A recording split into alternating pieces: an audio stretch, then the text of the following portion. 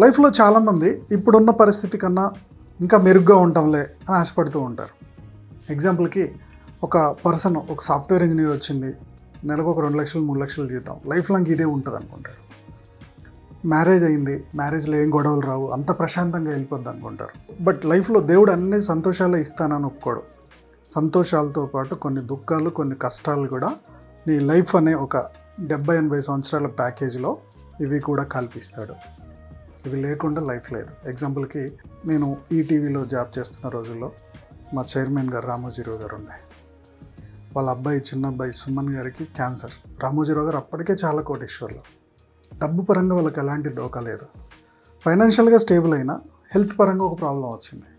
Okay, ఏ కుటుంబంలో అయినా ఫైనాన్షియల్గా బాగున్నారు, హెల్త్ బాగుంది, రిలేషన్షిప్లో ఏదో గొడవ వచ్చి ఉండొచ్చు. ఎగ్జాంపుల్కి ధీరుభాయ్ అంబానీ గారు చనిపోయిన తర్వాత ఇద్దరు కొడుకుల మధ్య క్లాషెస్, రిలేషన్స్ ఎంత దెబ్బతిన్నాయి.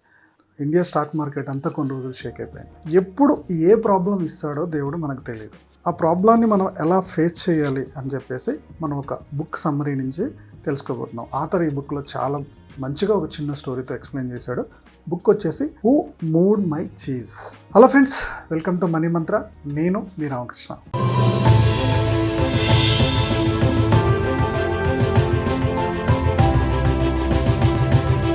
లైఫ్లో వచ్చే కొన్ని కష్టాలను, కొన్ని ప్రాబ్లమ్స్ నుంచి మనం ఎలా బయటపడాలి, ఎలా ముందుకెళ్ళాలి అనేది ఒక బుక్ సమ్మరీ తెలుసుకుంటున్నాం.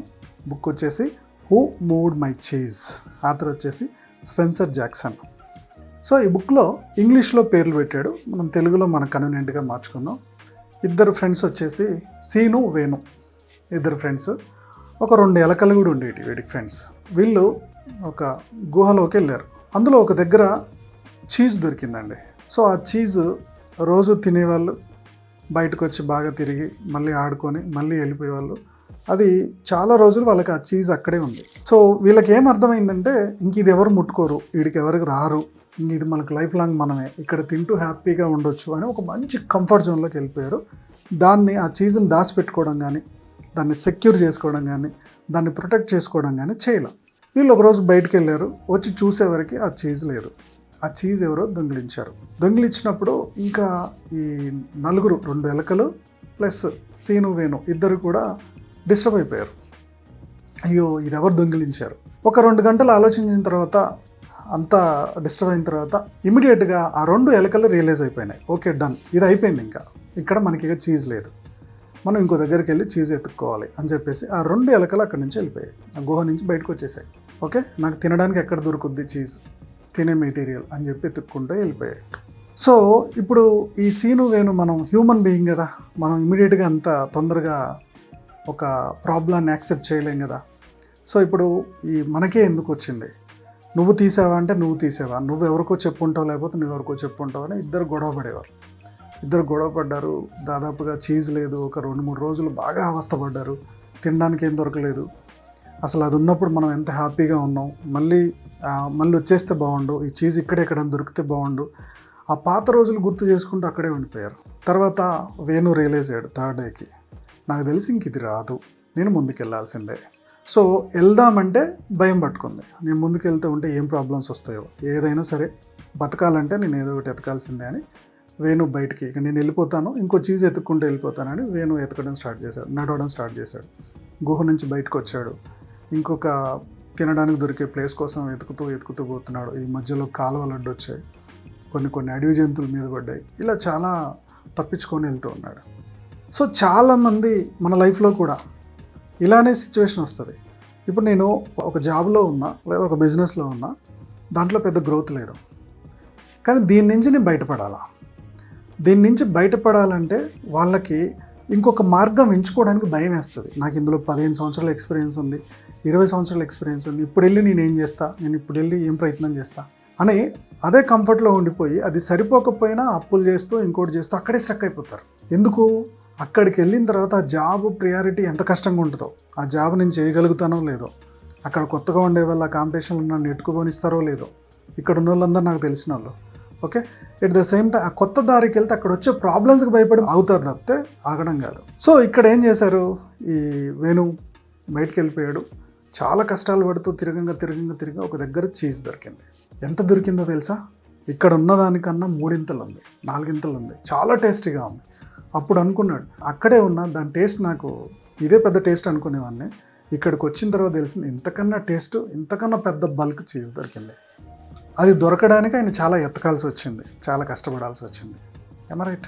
సో కింద సీను ఎక్కడైతే ఉన్నాడో అక్కడే ఉండిపోయాడు. ఫుడ్ లేక చాలా అవస్థలు పడుతూ లైఫ్ గందరగోళం అయిపోయింది. ఈ స్టోరీని ఈ రోజుల్లో మన సిచ్యువేషన్కి ఒకసారి చూస్ చేసుకోండి. మీ కెరీర్ అవ్వచ్చు, మీ ఫైనాన్షియల్ ఫ్రీడమ్ అవ్వచ్చు, మీ రిలేషన్షిప్ అవ్వచ్చు, ఓకే, ఫ్యామిలీ రిలేషన్స్ అవ్వచ్చు, what ever it may be. దేవుడు ఏదో ఒక పరీక్ష పెడతాడు.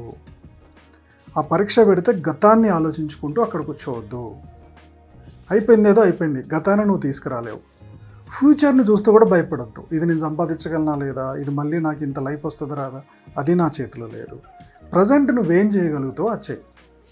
అంటే ఇప్పుడు రిలేషన్షిప్ చాలా డిస్టర్బ్ అయింది, డివోర్స్ అయింది లేదా బ్రేకప్ అయింది, ఓకే, మన రాతలో అంతవరకే రాసి పెట్టింది. What next?